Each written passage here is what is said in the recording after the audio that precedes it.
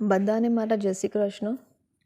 આની પહેલાં મેં એક મારું ઓડિયો રેકોર્ડિંગ આશીષભાઈને મોકલેલું, જેમાં વૈષ્ણવમાં ચાલતી અશ્લીલ લીલા માટે મેં જોયું હતું, જે મેં અનુભવ કરેલો અને બીજા કોઈનું નહોતું. એ મારા જ ઘરમાં મારી મમ્મી અને એનું જે સત્સંગ ગ્રુપ જે કરતું હતું એની માટે મેં બોલેલું અને લોકો સામે એને મેં એક્સપોઝ કરેલું. અને ત્યારે મેં એવું કીધેલું કે આ તો વૈષ્ણવમાં ચાલતી અશ્લીલ લીલાઓનું છે, પણ જે મારી સાથે મારી ઉપર જે બાવાશ્રી જે આજકાલ ચાલે છે અંગીકાર માટે કેવી રીતે લોકોને ટ્રેપ કરે છે અને મારી ઉપર કેવી રીતે એ વસ્તુ મેં મારી પોતે મારી જાતને મેં એક્સપિરિયન્સ કર્યો છે, એની માટે હું આજે કહેવા જઈ રહી છું. એટલે વાત એવી છે કે જેવી રીતે મેં આગલા ઓડિયોમાં કીધેલું કે મારો જન્મ વૈષ્ણવ ફેમિલીમાં થયેલો છે અને મેં લગ્ન મહારાષ્ટ્રમાં કર્યા છે.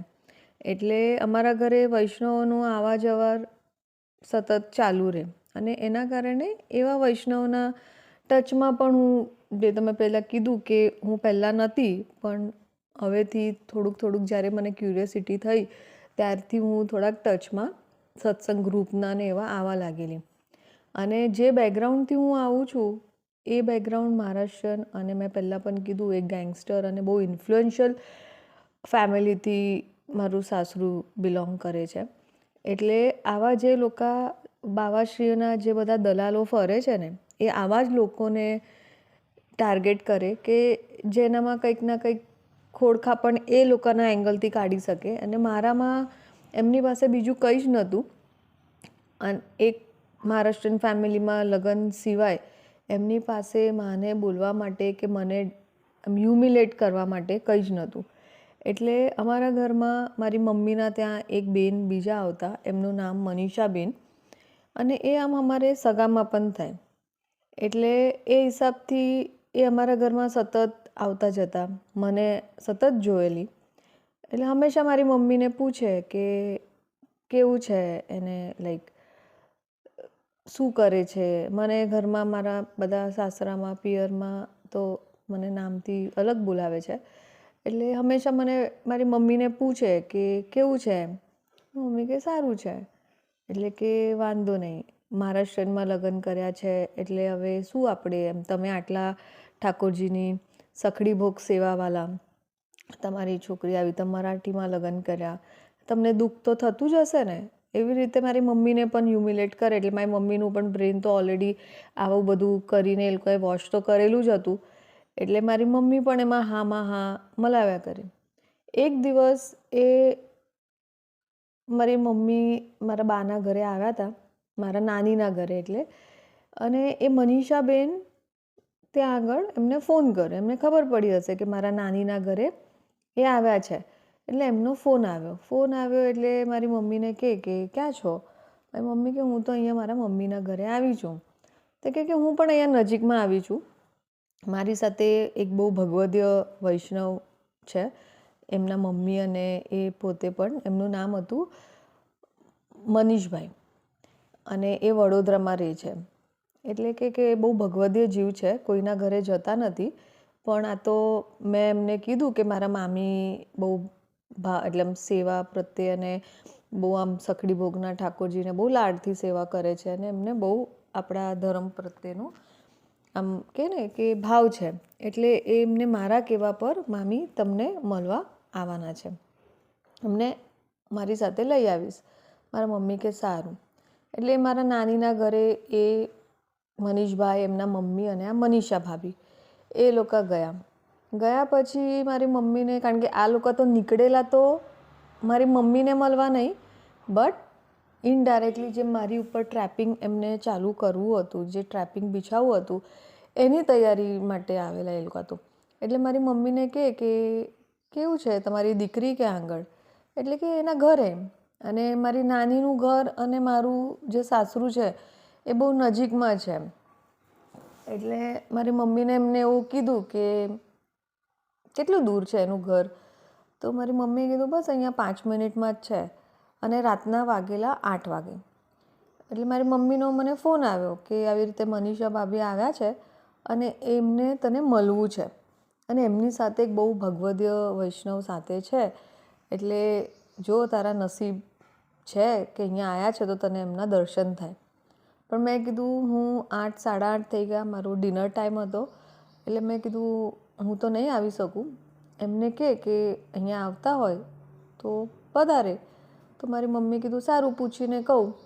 એટલે પછી મારી મમ્મીએ ડાયરેક્ટ મનીષા ભાભીને કીધું. તો મનીષા ભાભીનો મને ફોન આવ્યો કે અરે એકચ્યુઅલી જે મારી સાથે છે એ તો બહુ ભગવદ્ય જીવ છે, એ કોઈના ઘરે જતા નથી, તો વૈષ્ણવના ત્યાં તો પણ નથી જતા, તો તું તો મરાઠીમાં લગ્ન કર્યા છે, મહારાષ્ટ્રન ફેમિલીમાં, તો તારા ઘરે તો આવશે જ નહીં, પણ ભગવત કૃપાથી તને અહીંયા એમનો દર્શન કરવા મળે તો તું આવી જા ને તારા નાનીના ઘરે.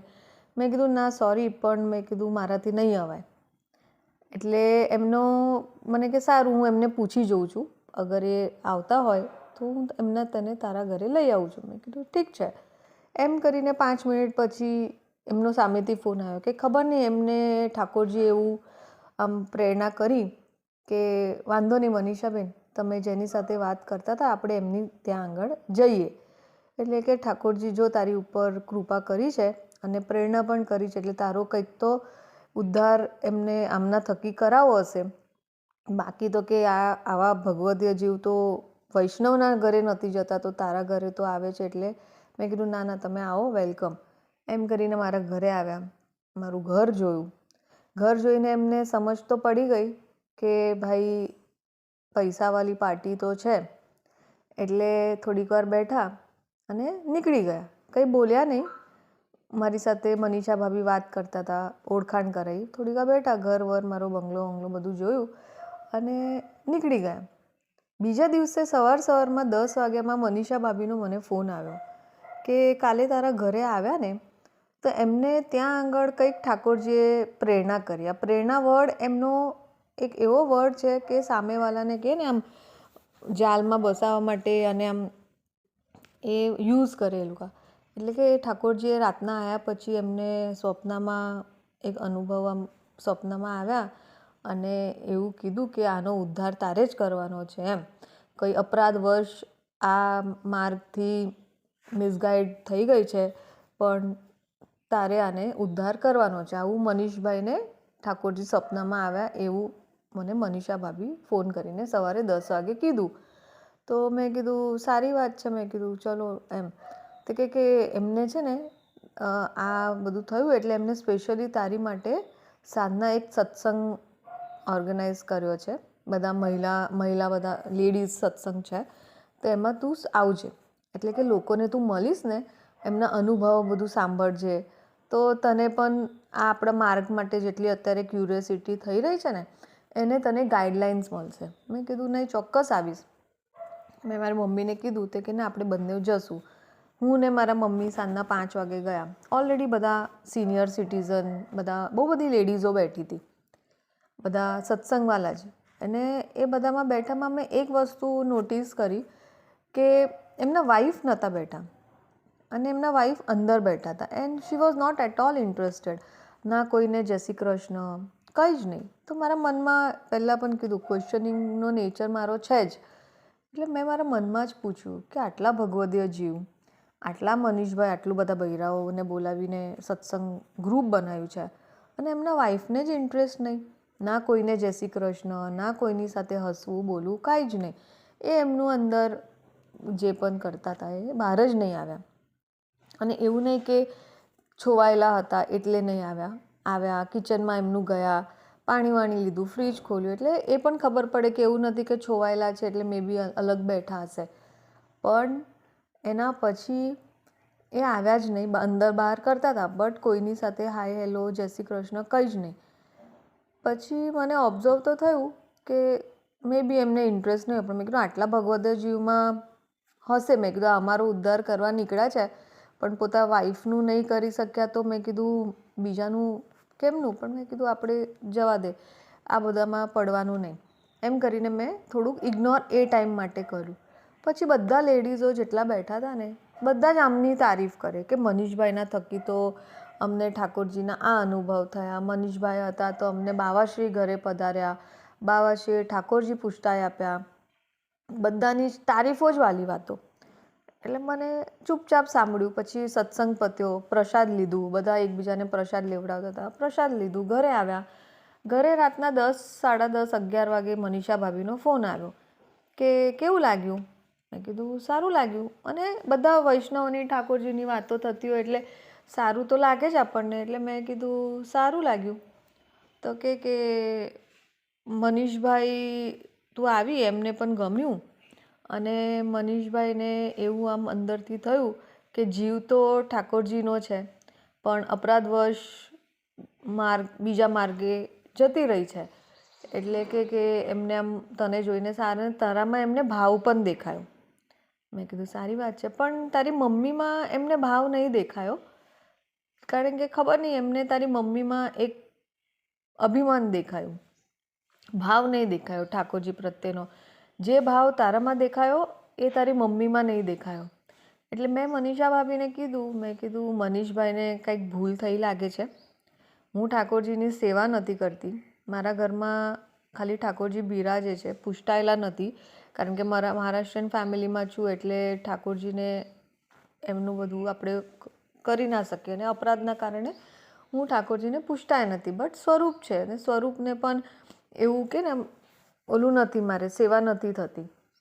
તો મનીષા ભાભી કે ના ના, પણ ખબર નહીં કે મારી મમ્મી તો અમારા ઘરે સખડી ભોગના છે, આટલા ભાવથી સેવા થાય છે. અને મેં કીધું એમને મારી મમ્મીમાં ભાવ ના દેખાયો? તો કે હા, પણ નહીં દેખાયો એમનું તો, તને ખબર છે ને, એમનું તો ઠાકોરજી સ્વયં પ્રેરણા કરે છે. તો મેં કીધું ઠીક છે, મેં કીધું વાંધો નહીં. એટલે કે એમને મને કીધું છે કે આ જીવ આવ્યો છે, ઠાકોરજીએ પ્રેરણા કર્યું છે, એટલે હવે આપણે આ જીવને છોડવાનો નહીં એમ. મેં કીધું સારું, થેન્ક યુ એમ કરીને મેં ફોન મૂકી દીધો. મેં મારી મમ્મીને ફોન કર્યો. મેં કીધું મમ્મી, ઓલા મનીષા ભાભીનો ફોન આવેલો અને મનીષા ભાભી એવું બોલ્યા કે આવી રીતે પ્રેરણા ઠાકોરજીએ કરી અને ભાવ, મેં કીધું તારામાં નહીં દેખાઈને એમને મારામાં હાથે કરીને મારી મમ્મીની આંખ ખોલવા માટે કે જો, કારણ કે ઓલરેડી જે પહેલાં વૈષ્ણવમાં એકબીજાનું જે લીલા ચાલતી હતી એ તો મને હતું જ મગજમાં. એટલે આ પણ ફરીથી એક વાત. એટલે મેં કીધું જો, અને મને ખબર ત્યારે જ પડી ગઈ કે આ લોકો મારી મમ્મીની આમ ઓલું નીચું પાડી અને મારું જે બળપણ કરી રહ્યા છે, તો કંઈક મારી ઉપર ટ્રેપિંગ છે. એટલે પણ હું પણ સ્માર્ટ કે ફ્લોમાં જતી હતી. એટલે ફરીથી મેં મારી મમ્મીને કીધું, મેં કીધું આવી રીતે છે. તો મારી મમ્મી મને એવું બોલી કે એમને આવું બોલ્યા? મેં કીધું હા. એટલે જે આ લોકોના માઇન્ડમાં હતું કે આવું બોલીને સામેવાળાને એમ કે ને હ્યુમિલેટ કરવાનું, એટલે ઓલા પણ થોડાક એમ થઈ જાય, મને થોડુંક આમ અભિમાન આવે કે અરે મારામાં ભાવ દેખાયો એટલે હું એમની પ્રત્યે એટ્રેક્ટ થઉં. એટલે આ બધું આખું એક ટ્રેપિંગ સ્ટાર્ટ થઈ ગયું. એટલે પછી મેં મારી મમ્મીને કીધું, પણ મારી મમ્મી કે ને મૂર્ખી અને આંધળી આ બધાના વાતોમાં એકદમ આમ ઇફેક્ટ થઈ જાય. એટલે મારી મમ્મીએ તો રાતના જ એને ફોન કરી દીધો કે અરે મનીષા, મતલબ મારી દીકરી કહેતી હતી કે મતલબ મારી મમ્મી, મતલબ મનીષભાઈને મારામાં ભાવ ના દેખાયો, મારામાં અહંકાર દેખાયો અને મારી દીકરીમાં એમને ઠાકોરજી માટેનો ભાવ દેખાયો. એટલે જે ભાવ મારી દીકરીમાં દેખાયો એ ભાવ એમને મારામાં ના દેખાયો. એટલે મનીષા ભાભી કે ના મામી, એવું નહીં, પણ આ તો એવું છે કે એમને તમારી દીકરીમાં વધારે ભાવ દેખાયો. ભલે સેવા નહોતી કરતી, આવા મરાઠી ઘરમાં લગ્ન કર્યા, પણ એમને ભાવ એનામાં દેખાયો એમ. કારણ કે જીવ તો આપણો ઠાકોરજીનો છે, એટલે ભાવ એમને દેખાયો. એટલે એમને પ્રેરણા કરી કે ભાઈ જીવ સારો છે, લીલાનો જીવ છે, એટલે આપણે એને આપણી પાસે પાછું ખેંચીને લાવવું પડે એમ. એટલે કે મારી મમ્મી કે પણ મારામાં શું? એટલે એ થોડુંક એમનું ચાલ્યું. પછી ફરીથી બીજા દિવસે એમનો ફોન આવ્યો મને, મનીષા ભાભીનો, કે મનીષભાઈએ આમ કોઈને એમના ઠાકોરજીના દર્શન કરાવતા નથી, પણ રાતના ઠાકોરજીએ પ્રેરણા કરી એટલે તને સવારે 9 વાગે તું આવી જજે. એમના ઠાકોરજીની સેવા થાય ને એટલે તને કાલે શ્રૃંગારના દર્શન કરાવશે. મેં કીધું સારું. એટલે કે તું એકલી જ આવજે. મેં કીધું વાંધો નહીં. હું ગઈ, સવારે 9, 9:30 વાગે પહોંચી ગઈ. તો અંદર સેવા કરતા હતા.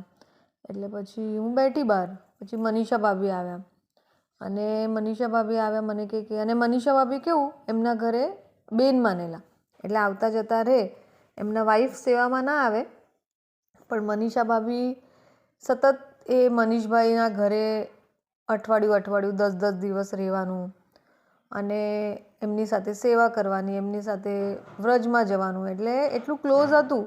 અમને એવું કહેતા હતા કે ભાઈ મારો એટલે અમે વૈષ્ણવના કારણે એકબીજાનો સંબંધ છે. હવે એમનું જે હશે એ તો એમને ખબર, પણ સવારમાં પછી હું ત્યાં આગળ એમના ઘરે ગઈ તો એમને મને સેવામાં બોલાવી, દર્શન કરાયા. પછી મને કે દર્શન કર્યા? મેં કીધું હા.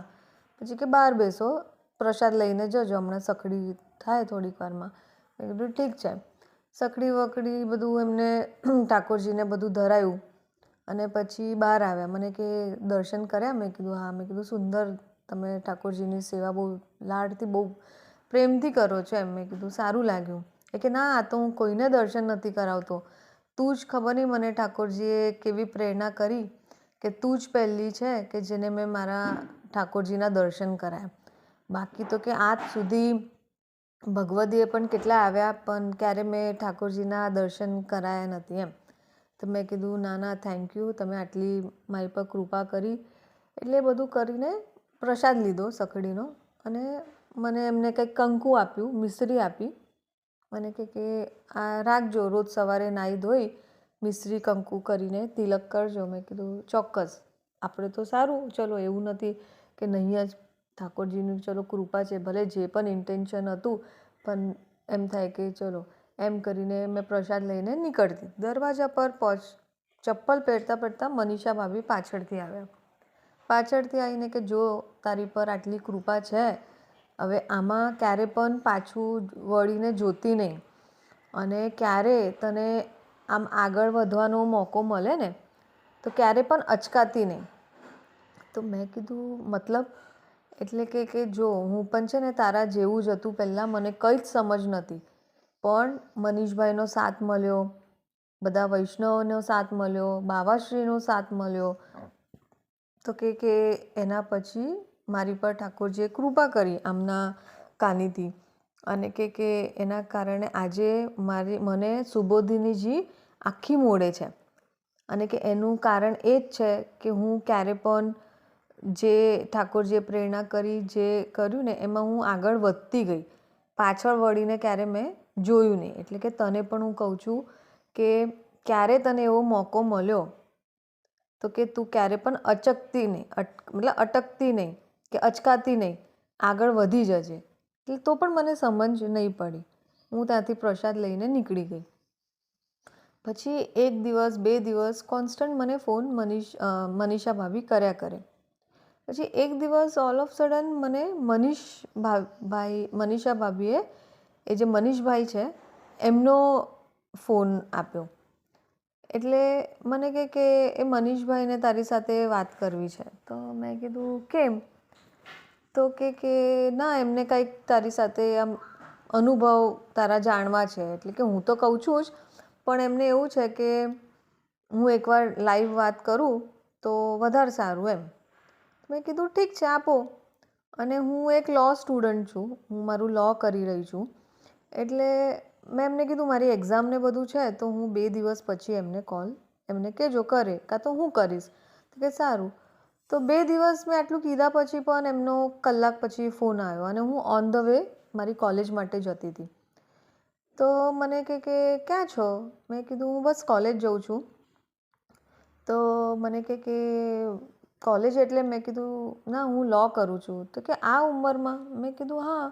મારા હસબન્ડ, મારા સાસરાવાલા એકદમ ઓપન માઇન્ડેડ છે. એમને મારું જે આ વિશ છે, મારું એક છે આ કે મારે એક લોયર બનવું છે. એટલે મેં કીધું હું ભણું છું. તો કે પણ હવે તમે બંધ કરી દો આ. મેં કીધું કેમ? એ કે ના ના, આનાથી તમે ઠાકોરજીનું નામ તમારાથી ઓછું લેવાશે. મેં કીધું એવું નથી.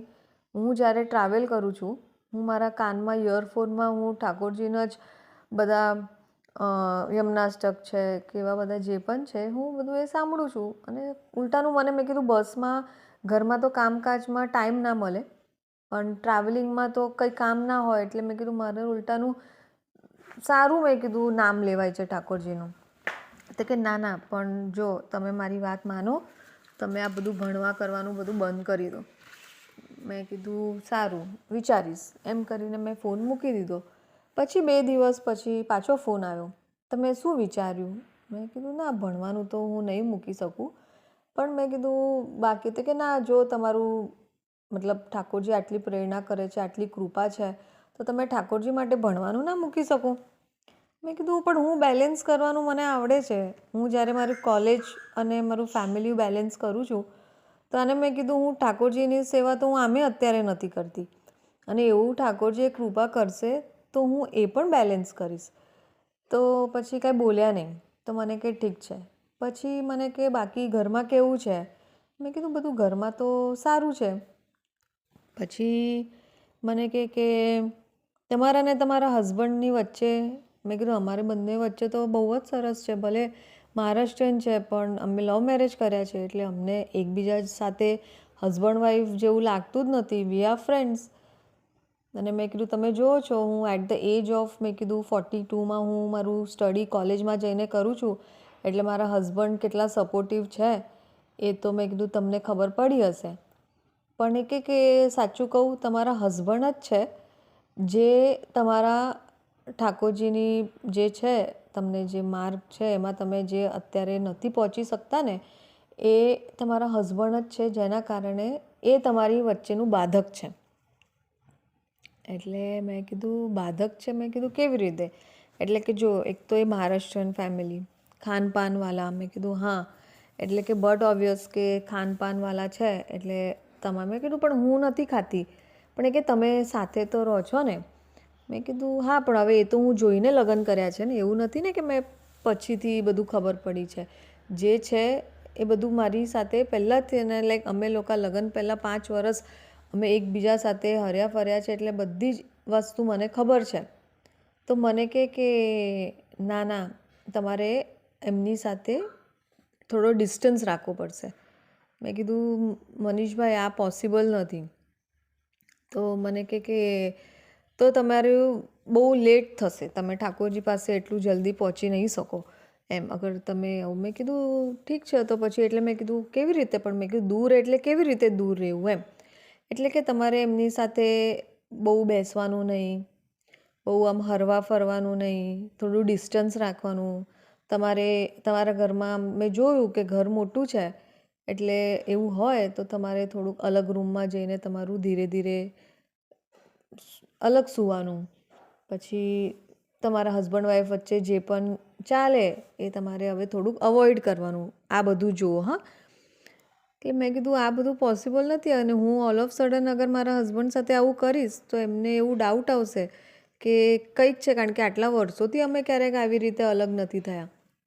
એ કે જો તમારે અગર ઠાકોરજી પાસે પહોંચવું છે તો તમારે આ તો કરવું જ પડશે, અને આ તો બધું અલૌકિક છે, લૌકિક છે, એટલે છેલ્લે તો ઠાકોરજી જ છે બધું. તો તમારે હવે નક્કી કરો કે તમારે ઠાકોરજી પાસે પહોંચવું છે કે પછી તમારે આવા લૌકિકમાં જ રહેવું છે. તો મેં કીધું મને બધું ખબર તો પડી જ ગઈ હતી, પણ હું હાથે કરીને બધું એવી બનતી હતી કે મને કંઈ ખબર નથી પડતી ને એ જેમ કહે છે એમ હું કરું છું. પછી મેં કીધું સારું. પછી કે તમે કેવા ઘરનો બ્રહ્મ સંબંધ છે? મેં જે ઘરનો છે મેં કીધું. તો કે જો તમે ભલે હોય, પણ છે ને આજકાલના, હાલાકી આ બધા દલાલો બાવાશ્રીના, અને બાવાશ્રીનું જ મને ઓલું કરે કે તમારે છે ને વલ્લભ આગળ તમારો પૈસો, તમારી પાસે દ્રવ્ય કેટલું છે એ બધું વલ્લભને બતાવવાનું નહીં.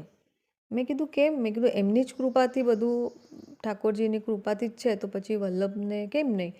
તો કે ના ના, તમને ખબર નથી, એ બધા પછી તમને પૈસો જોઈને તમારા ઘરે આવશે ને બધું, પછી તમારી પાસે ડિમાન્ડ કરશે કે આજે આ મનોરથ છે, આટલી સેવા આપો, આમ છે તેમ છે. પછી એમ કહેશે કે મને ઠાકોરજીએ સ્વપ્નમાં એવું આવ્યું કે તે મને સોનાની બંસરી ભેટ કરી, તે મને ચાંદીનો આ ભેટ કર્યો, એટલે કે એવું બધું પછી તમારી પાસે ડિમાન્ડ થશે. એટલે કે તમારે બાવાશ્રી જે તમારા છે ને ગુરુઘર, એને તમારી પાસે કેટલું દ્રવ્ય છે ક્યારે બતાવતા નહીં. મેં કીધું ઠીક છે. પછી 2-3 દિવસ ગયા પછી મને કે તમે તમારા હસબન્ડથી દૂર રહો છો ને? તો મેં પણ ખોટું કહી દીધું. મેં કીધું હા, હા, તમે જેમ કીધું ને એમ જ, કે હું તો એમની બાજુમાં પણ બેસતી નથી, એમની સાથે જમતી નથી, એમની સાથે સૂતી નથી, હું અલગ રૂમમાં જઈને સૂવું છું. અમારી બંને વચ્ચે કંઈ પણ ફિઝિકલ કંઈ જ નથી. તો મને કે ના ના જો હવે તમે જોજો તમારી પર કેટલી કૃપા છે. મેં કીધું ઠીક છે. પછી 2 દિવસ પછી પાછો ફોન આવ્યો. મને કે ખબર નહીં મને 2 દિવસથી ઊંઘ નથી આવતી અને કે આજે ઠાકોરજીએ મને એક પ્રેરણા કરી. મેં કીધું શું? કે મારો અનુભવ તમારી સાથે શેર કરવા માટે. મેં કીધું ઠીક છે. અને પછી મને કે મારું નામ સાચું કહું? મેં કીધું હા. કે મારું નામ તુષાર છે પણ મને બધા મનીષ કરીને બોલાવે છે. મેં કીધું કેમ 2 નામ? કે ખબર નહીં ઠાકોરજી એવી કંઈ એમને મનીષા ભાભીને પ્રેરણા કરી છે એટલે એ મને મનીષ જ બોલાવે પણ મારું નામ છે તુષાર. મેં કીધું ઠીક છે. એટલે મેં કીધું પણ હું તમને શું કહું? મનીષભાઈ કહું, તુષારભાઈ કહું, કે તમને જે યોગ્ય લાગે કહું. મેં કીધું તો તમારું સાચું જ નામ કહું. મનીષ તો મનીષા ભાભીનું આપેલું નામ છે. એટલે મેં કીધું હું તો તમને તુષારભાઈ કહીશ. તો કે વાંધો નહીં. પછી બપોરે મેં કીધું અત્યારે મારો લંચ ટાઈમ છે તો હું તમને અડધો કલાક પછી તમે કરો કાં તો હું કરું. તો એમનો મને સામેથી પાછો ફોન આવ્યો અડધો કલાક પછી કે શું કરો છો? મેં કીધું બસ જમીને હમણાં બેઠા. પછી કે ઘરમાં? મેં કીધું કોઈ જ નથી. તો કે તમારા હસબન્ડ? મેં કીધું એ તો બોમ્બે મતલબ ઓફિસના કામથી નીકળી ગયા છે. પછી કે દીકરો? મેં કીધું દીકરો પણ ઓફિસમાં નીકળી ગયો છે. તો કે ઠીક છે. પછી મને કે તમે સેવા કરી છે ક્યારે? મેં કીધું સેવા કરી નથી પણ મમ્મીને જોયેલા છે સેવા કરતા. પછી એમને બધા છે ને મને ભાવ ચાલુ કર્યા કે તમને માખણ મિશ્રીનો ભાવ ખબર? મેં કીધું ના. તો એમને મને બહુ અશ્લીલ ભાષામાં માખણ મિશ્રીનો ભાવ સમજાયો. એટલે હું બહુ આમ મને ખરાબ પણ લાગ્યું કે અચાનક આ માણસને શું થઈ ગયું એમ. એટલે મને અંદાજો તો હતો જ પણ જે ઠાકોરજીની વાત કરતા હતા એમાં અચાનક એમ. પછી માખણ મિશ્રીનો મને ભાવ બહુ અશ્લીલ તરીકે એમને સમજાયો. પછી મને સખડી ભોગનો બહુ ગંદો મિનિંગ સમજાયો. શૃંગારનો બહુ ગંદો. એટલે બધા ઠાકોરજીની જેટલી સેવાના ક્રમ છે ને એમને મને બહુ ગંદી અને બહુ અશ્લીલ રીતે બધા ક્રમ બતાવ્યા. અને પછી બતાવ્યા પછી મને કહે છે કે મને ખબર નહીં કે હું તમારી સામે આટલું જલ્દી કેમ બોલી ગયો બધું એમ. કે ઠાકોરજીએ આજે તો તમારું ફર્સ્ટ સ્ટેજ છે ઠાકોરજીને સમજવાનું. પણ ઠાકોરજી જો તમારી ઉપર કેટલી કૃપા છે કે આ બધું તો બહુ આગળના સ્ટેજ છે. જ્યારે તમે ઠાકોરજીને કે નહીં તમારો લીલાનો ભાવ જ્યારે તમને થવા લાગે ને ત્યારે આ બધું અલૌકિક જે છે એ બધું લીલાના ભાવ છે. એટલે એ તમને અત્યારે મારા મોઢેથી કેમનું નીકળી ગયું એ મને નથી ખબર પડતી. મેં કીધું ના. મેં કીધું હશે. મેં કીધું જે પણ ઠાકોરજીની ઈચ્છા. પછી કે સારું. પછી એમને ફોન મૂકી દીધો પણ મેં કાંઈ રિસ્પોન્સ આપ્યો નહીં. પછી મને પાછા એમની અસિસ્ટન્ટ મનીષા ભાભીએ ફોન કર્યો કે શું વાત થઈ પછી? મેં કીધું કાંઈ નહીં એમને આ બધું. તે કે હા જો એમને મને કીધું હું તને પણ કહું છું કે આ તો તારી માટે બહુ અર્લી સ્ટેજ છે પણ એમને ઠાકોરજીએ પ્રેરણા કરી અને એમને આટલું બધું તને કહી દીધું આ બધા ભાવ જેની માટે લોકો તો બહુ વર્ષો એમને તપ કરવી પડે. પણ તારી તો ઉપર ઠાકોરજીની એટલી કૃપા છે કે તને અત્યારે જ મતલબ કંઈ કર્યા વગર બધું સમજ પાડે છે એમ. મેં કીધું ના સારી વાત છે. પછી મને કે તને ખબર છે કે મને આટલી બધી સુબોધનજીની ને બધા ગ્રંથો કેવી રીતે આવડ્યા? કે આજે તને સાચું કહું? મેં કીધું હા. તો કે એક બાવાશ્રી છે કાંદિવલીમાં. તો એમનું નામ નહીં દઉં પણ લોકો જે જાણે છે એ તો ખબર પડશે જ. જેનો અવાજ છોકરી જેવો છે. એ કે ને ભગવાને જ એમને એવી રીતે નામર્થ બનાવ્યા છે કે વલ્લભ હોવા છતાં એમનો અવાજ તો જે આપણે કહીએ ને એકદમ છોકરીમાં છોકરામાં એવો અવાજ એમનો છે. એટલે એ કે મને આટલા બધા ગ્રંથ અત્યારે કે મને સુબોધિનીજી પછી બધા બોલ્યા કે મને આખા મોઢે છે. તો કે એનું કારણ એક જ છે કે મને આ બાવાશ્રીએ એમને મને જ્યારે મારો અંગીકાર કર્યો ને ત્યારે મને સુબોધજીની મોડે થઈ ગયો. મેં કીધું એવું કેવું, અંગીકાર કરે અને સુબોધજીની મોડે થઈ જાય? મને કે હા એ જ તો છે બાવાનું એમ. મેં કીધું સારી. પછી અમારા ઘરમાં બીજા એક છે જે બહુ ફેમસ છે, એમના દલાલો, એમનું નામ છે રશ્મિ. એટલે મને એમનું કીધું કે તને ખબર છે કે રશ્મિ? મેં કીધું હા. તો કે એ તો એ બાવાની ફેવરેટ છે. મેં કીધું શું વાત કરો છો? કે મને તો બાવાએ 1-2 વાર અંગીકાર કરી હશે, પણ કે એ બાવા તો જ્યારે પણ એમના ઘરે જાય ને, રશ્મિના ઘરે, એટલે કે એ તો ઓલવેઝ રશ્મિને જેટલી વાર પણ એ ત્યાં બિરાજે એટલી વાર રશ્મિનો એમને તો અંગીકાર કર્યો છે. એટલે કે રશ્મિ તો એમની ફેવરેટ છે. હું એકદમ શોક. મેં કીધું આ શું ચાલ્યું છે? મેં કીધું ઘરે એમના જ? તો કે હા, જ્યારે પણ એમના ત્યાં રસિયા હોય કે ડોલનો ઉત્સવ હોય કે જે પણ બધા ચાલતા હોય, જ્યારે પણ એ પધારે તો સૌથી પહેલાં દર વખતે રશ્મિને જ પહેલાં અંગીકાર કરે. રશ્મિ તો એમની ફેવરેટ. એ કે અત્યાર સુધી તો બાવાએ કેટલીય વાર રશ્મિને અંગીકાર કર્યો છે. એટલે તો કે આજે રશ્મિને આટલું જે સેવામાં પહોંચી છે ઉપર સુધી એમ, એ બસ બાવાનું બધું છે એમ, કૃપા. મેં તો એટલી શોક થઈ ગઈ. મેં કીધું ભાભી આવું બધું ના હોય? તો કે હા તને નહીં ખબર, એ કે તારી મમ્મીને પૂછજે. મેં કીધું મારી મમ્મીને શું પૂછું? તો પાછી મને કે ના ના તારા દાદીને પણ મેં કીધું મારા દાદી તો છે નહીં. તો કે તારી મમ્મીને પૂછજે, તારા દાદીએ પણ આવું કર્યું જ હશે. એટલે મારા દાદી પર આવ્યા, જે અત્યારે ભૂતલ પર નથી. એટલે મારું તો મગજ ઓર ગયું. મેં કીધું ઠીક છે તમે મૂકો ફોન, હું મારી મમ્મી સાથે વાત કરું ને પછી તમને કહું. મેં મારી મમ્મીને ફોન લગાવ્યો. મેં કીધું આ બધું શું છે? તો મારી મમ્મી કે કાંઈ બોલી નહીં, 2 મિનિટ ચૂપ રહી ગઈ. બધું જ મેં કીધું, આવા ભાવ, આવી વાતો, આવી અશ્લીલતા, મને પાછું અંગીકાર માટે કે ભાઈ અમે પોતે જઈને અંગીકાર થયા છે. એટલે ઇનડિરેક્ટલી એ મને કહેવા માંગતી હતી કે તું પણ મતલબ તારે પણ આવું બધું જોતું હોય કૃપા, તો તારે પણ, એટલે ઇનડાયરેક્ટલી એનું કહેવાનું તો એ જ હતું. તમે મમ્મી ચૂપ રહી, કંઈ બોલી નહીં. કે ના હું મનીષાને કહું છું. તો મારી મમ્મીએ એને ફોન કર્યો અને મારી મમ્મીએ એને એવું કીધું કે મનીષા, તુષારભાઈએ આ શું કર્યું? ઇન્સ્ટેડ એમને કંઈક બોલવાની જગ્યા પર, કંઈક ખીજાવાની જગ્યા પર મારી મમ્મી એમને એવું કહે છે કે તમે બહુ જલ્દી એને બધું બોલી દીધું એમ. એ અત્યારે આ સ્ટેજ પર સમજવા માટે એટલી તૈયાર નથી. આ જે વસ્તુ છે એ સમજશે નહીં, એ ઊંધું લેશે અને એ આ માર્ગમાં આવતી હશે ને તો પણ નહીં આવે. કારણ કે મારી મમ્મીને મારો નેચર ખબર. એટલે મારી મમ્મીએ બહુ સ્ટ્રોંગલી એમને કીધું કે તમે બહુ મોટી ભૂલ કરી, તમે આને આ ટાઈમ નહોતો. એટલે મારી મમ્મી પણ ક્યાંય એ લોકોને સપોર્ટ કરતી હતી, ઇન્સ્ટેડ કે પોતાની છોકરી સાથે કોઈ આવી રીતે આવી અશ્લીલ વાતો કરે તો એ માં તો શું કરે. પણ જેવી રીતે આ બધામાં આંધળા થયેલા છે, એટલે એને પણ એની છોકરી સાથે કીધું એનું એને દુઃખ નથી. એને દુઃખ એ છે કે આ બધું તમે બહુ અર્લી એની સાથે વાત કરીને ઓપન થઈ ગયા એમ.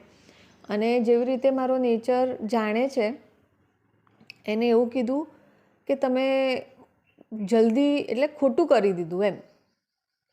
તો એ લોકો બધા ડરી ગયા. એટલે કે એ તો બહુ એવી છે, એ તો લાગ આવે ને તો વિક્ટિમ બનીને જાય.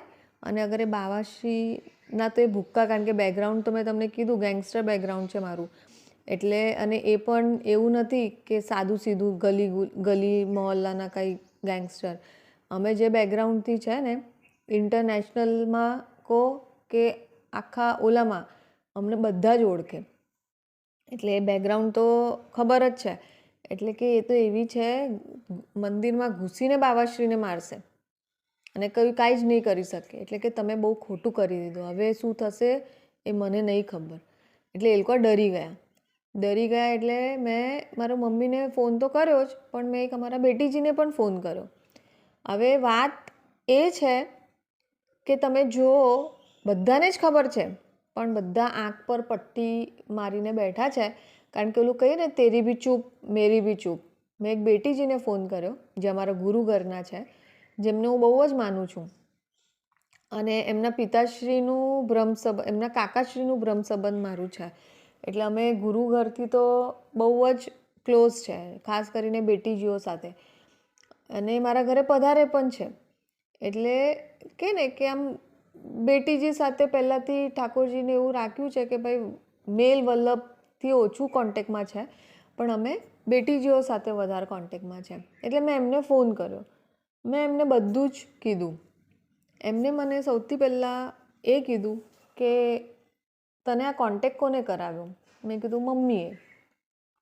તે કે ઠીક છે, તે કે તું અત્યારે જ એ લોકોને બ્લોક કર, એ લોકોના જે ગ્રુપ છે વોટ્સએપ ગ્રુપ, એમાંથી તું એમને પણ બ્લોક કર, ડિલીટ થઈ જા, અને આજ પછી તું કોઈ પણ આવા સત્સંગ ગ્રુપમાં જતી નહીં, કોન્ટેક્ટમાં રહેતી નહીં.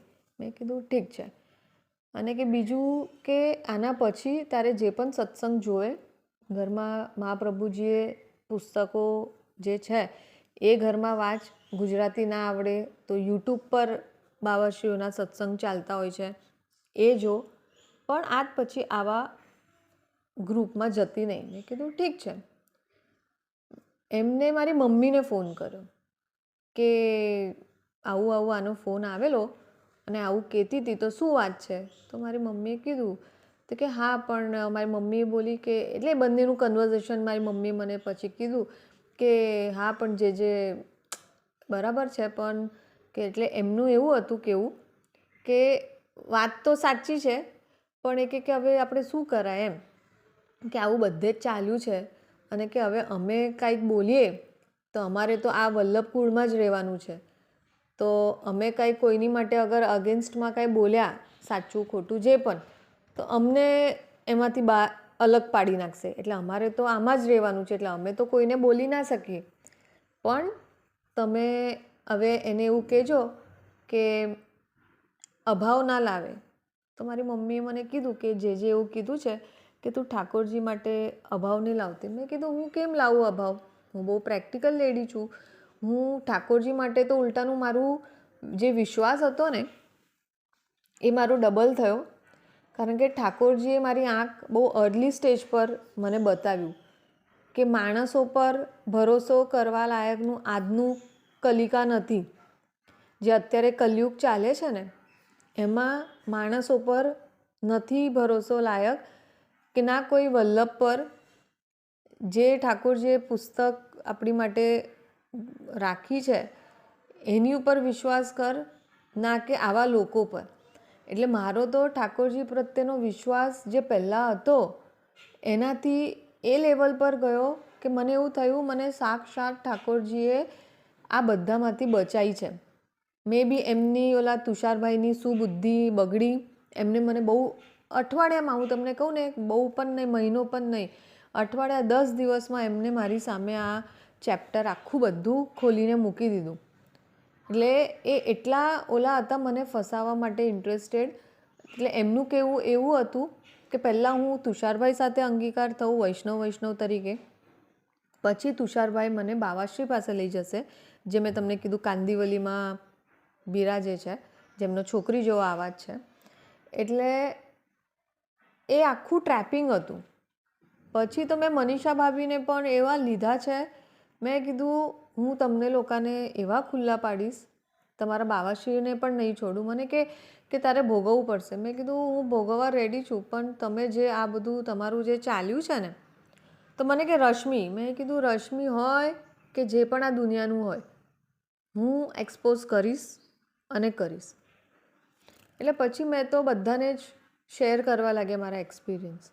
પછી થોડાક ટાઈમ પછી એક બેટીજી સાથે વાત થઈ. મેં કીધું જે આવું ચાલે છે વિરારમાં, અને આવા લોકો આવી રીતે અપ્રોચ કરે છે અમને લોકોને, તો એમને તરત કીધું કે હા વિરારમાં રશ્મિ અને ઓલા મનીષા. મેં કીધું હા. એ કે એ તો આ બાવાની ફેવરેટ છે. એ કે એ લોકો જ લેડીઝોને તૈયાર કરે છે આવી રીતે મેન્ટલી, અને બાવા પાસે અંગીકાર માટે એ લોકોનું આ આખું ગ્રુપ જ છે. એટલે તમે વિચાર કરો કે અંદર બધાને જ ખબર છે પણ એટલું કે કોઈ બોલતું નથી.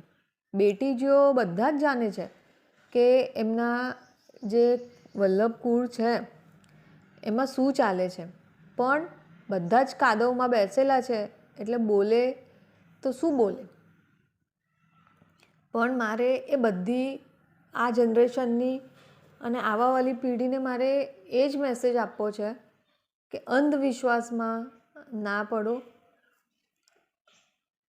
તમે પ્રેક્ટિકલ વિચારો અને આવા જે દલાલો જે આજુબાજુમાં ફરે છે ને એવા લોકો પર ભરોસો નહીં કરીને તમે ક્યારે પણ એવું ખોટું સ્ટેપ નહીં લઈ લેતા કે જેની માટે તમને જિંદગીભર પછતાવો થાય. અને મહારાજા પિક્ચરને હું એવું નથી કહેતી કે ધર્મને બદનામ કરવા માટે, પણ ક્યાંક મને એવું લાગે છે એ પિક્ચરના કારણે થોડુંક એક અવેરનેસ પણ લોકોમાં એટલે આવી છે કે લોકોને એવું લાગ્યું કે અમારી આજુબાજુમાં પણ આવું કંઈક થઈ રહ્યું છે, અમને પણ આવી રીતે એક અપ્રોચ, લાડલી, ફેવરેટ, એ બધા જે વર્ડ છે, કૃપા, એ બધું જે છે ને એ અમને પણ એવું લાગે છે કે અમારી સાથે પણ આવું બધું થઈ રહ્યું છે. એટલે ક્યાંક મને મહારાજા પિક્ચર પણ આવેલું એ ખોટું નથી લાગતું, પણ એક છે કે ભાઈ એ થોડીક એક અવેરનેસ ધર્મ પ્રત્યેનું માટે નહીં પણ આ જે બાવાશ્રીઓ છે એની માટેનું અવેરનેસ માટે એ મૂવી ખરેખર એક પ્રેક્ટિકલ નોલેજ જેવું છે. અને આનાથી વધારે તો મારી પાસે કાંઈ બીજું બોલવા માટે પણ નથી, કારણ કે એટલું બધું છે અને એટલો બધો કાદવ છે. ખાલી એટલું જ છે કે હરેક લેડીઝે, હરેક દીકરીએ, હરેક માં, હરેક વહુ પોતે જ્યાં સુધી સ્ટ્રોંગ અને મક્કમ નહીં બનો ને તો આવા દલાલો તમને હંમેશા આજુબાજુમાં મળશે અને તમને એ લેવલ સુધી લઈ જશે કે જ્યાંથી એકવાર તમે ગયા ને પાછું આવીને જોવા નહીં મળે. પછી તો શું છે કે તમને બ્લેકમેલ કરશે. એકવાર તમે એમની સાથે અંગીકાર ભૂલે ભટકેમાં બ્રેન વોશમાં કરી લીધું પછી તમને કહેશે કે તારા પપ્પાને કહી દઈશ. વિડીયો ઉતારતા હશે, મારી સાથે તો એક્સપિરિયન્સ નહીં થયો એમનો, એટલે બટ મને બહુ શ્યોર છે જે લોકો આ હદ સુધી પડી શકે તો એ લોકો કંઈ પણ કરી શકે. એટલે એકવાર તમે વૈષ્ણવ સાથે પણ અંગીકાર કર્યો ને તો ડેફિનેટલી તમે એક એવા ટ્રેપમાં પડી જશો કે પહેલાં વૈષ્ણવ સાથે અંગીકાર કરશો એટલે એનું બ્લેકમેલિંગ સ્ટાર્ટ થશે. પછી એ જ બ્લેકમેલિંગને એ જ વિડીયો પર તમને કહેશે હવે બાવાશ્રી પાસે જાઓ, નહીં જાઓ તો મારી સાથેનો અંગીકાર તમને હું તમારા પતિ, તમારા પપ્પા એને બતાવીશ.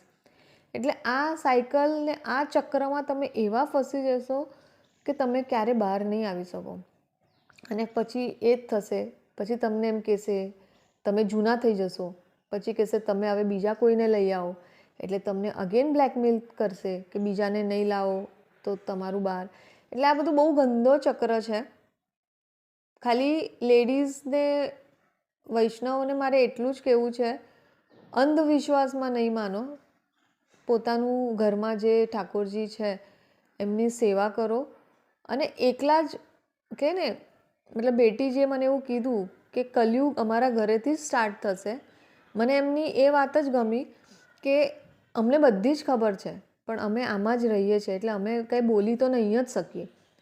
પણ એ જે એમને એક્સેપ્ટ કર્યું ને એવું, એટલે ત્યારે મને લાગ્યું કે બધા જ એવા નથી છે પણ હવે એ મજબૂર છે કે બોલી નથી શકતા, પણ એમને મને નથી રોકી બોલવા માટે.